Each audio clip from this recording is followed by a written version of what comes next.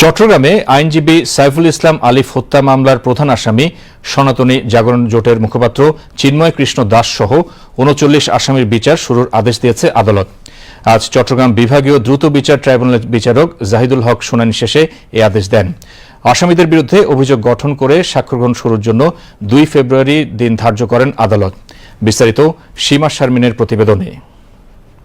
কড়া নিরাপত্তার মধ্য দিয়ে সকাল 10:45টার দিকে চিন্ময় সহ এই মামলার 23 আসামিকে চট্টগ্রাম কারাগার থেকে আদালতে হাজির করা হয়। মামলার বাকি 16 জন পলাতক।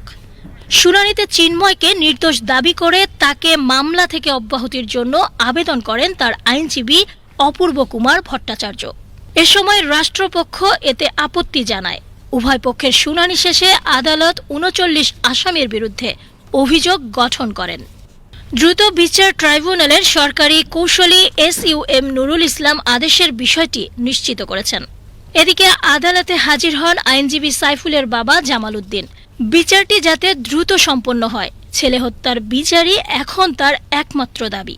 গত বছরের ১ জুলাই সনাতনী জাগরণ জোটের মুখপাত্র চিন্ময় দাস সহ ৩৮ জনকে আসামি করে চট্টগ্রাম আদালতে অভিযোগপত্রটি জমা দেন তদন্ত কর্মকর্তা। পরে বাদী নারাজি দিলে একই বছরের ২৫ আগস্ট আদালত আসামি সুকান্ত দত্ত সহ ৩৯ জনের বিরুদ্ধে অভিযোগপত্র গ্রহণ করেন। গত মাসে মামলাটি বিচারের জন্য প্রস্তুত হয়ে ম্যাজিস্ট্রেট আদালত থেকে দ্রুত বিচার ট্রাইব্যুনালে আসে।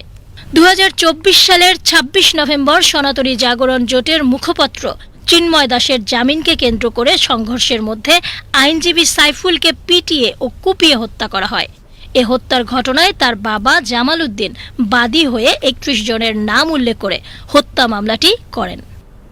সীমা শারমিন, BTV নিউজ।